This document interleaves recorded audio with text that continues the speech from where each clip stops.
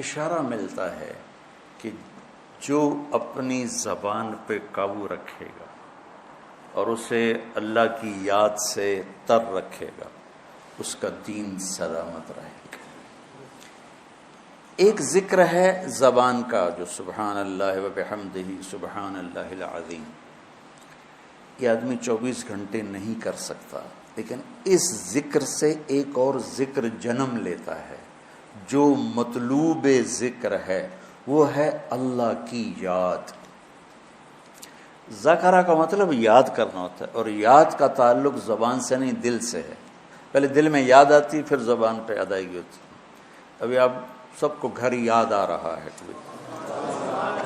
دیکھ کیسے سبحان اللہ نکلا ہے۔ تو کیا خیال ہے کہ آپ سارے بیٹھ کے تسبیح پڑھ رہے ہو، گھر جانا گھر جانا گھر جانا گھر جانا، کہ دل کی ایک کیفیت ہے۔ تو یہ جو دل کی کیفیت ہے اس کو ذکر کہتے ہیں۔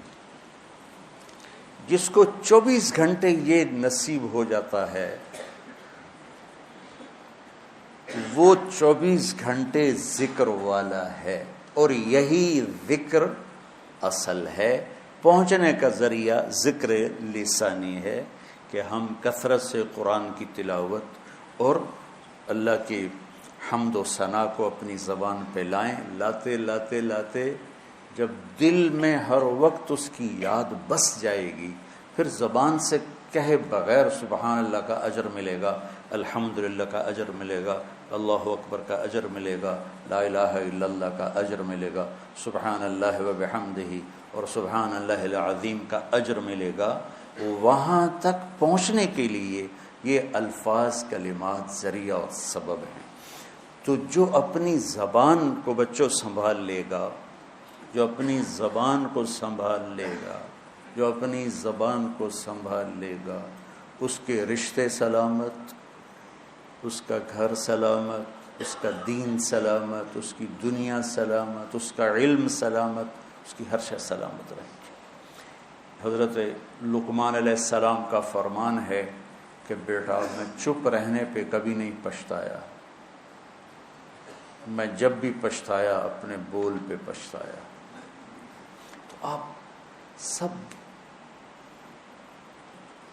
بچوں کو میری یہ درخواست ہے، من سکت بولو سلم، من سکت سلم، من سلم نجا۔ جو خاموش رہا سلامتی میں رہا، جو سلامتی میں رہا وہ کامیاب ہوگی۔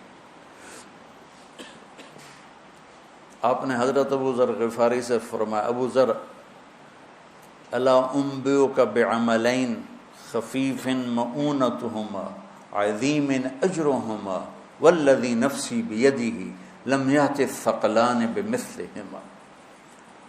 ابو ذر تمہیں 2 کام بتاؤں جو کرنے میں آسان اور اجر میں ان کا وزن بے شمار، روزات کی قسم جس کے قبضے میں میری جان ہے، قیامت کے دن بہت تھوڑے لوگ ہوں گے جو اس کو لے کر آئیں گے۔ کہ یا رسول اللہ کیا؟ کہ ایک زبان اور ایک اچھے اخلاق، ایک چپ رہنا، السکوت۔ آپ نے کہا سکوت، آپ کا سکوت سے مراد یہ نہیں تھا کہ بات ہی نہ کرو، شر میں تمہاری زبان ساکت ہو جائے، اور اچھے اخلاق۔ ابو ذر رضی اللہ عنہ نے اس حدیث کو ایسے پکڑا کہ اس کے ظاہر کو ایسا پکڑا کہ ایک مہینہ گزر جاتا تھا کسی سے بات نہیں کرتا تھا، ایک مہینہ، اتنی احتیاط فرمائی۔ اور پھر اللہ کے نبی نے کہا کہ میرے صحابہ میں 4 آدمی ایسے ہیں جن سے اللہ پیار کرتا ہے، وعلی منہم وعلی منہم وعلی منہم۔ آپ نے 3 دفعہ فرمایا، اور علی ان میں سے ہے، اور علی ان میں سے ہے، اور علی ان میں سے ہے۔ تو کون ہے یا رسول اللہ؟ آپ نے کہا علی، سلمان، ابو ذر اور مقداد۔ تو ابو ذر ایسے اوپر گئے کہ اللہ تو سارے ہی صحابہ سے محبت کرتا ہے، وَكُلًّا وَعَدَ اللَّهُ الْحُسْنَى، سب کے لیے جنت کا وعدہ ہے، لیکن یہ 4 کا خاص طور پہ نام لے کر فرمایا، پر حضرت علی کا نام 3 دفعہ دہرایا اہمیت بیان کرنے کے لیے۔ تو آپ سب گھروں کو جا رہے ہو، یہ زندگی بھر کا سبق ہے، یہ زندگی بھر کی نصیحت ہے، صرف اس درس کی نہیں، کہ اپنی زبانوں پہ قابو رکھنا۔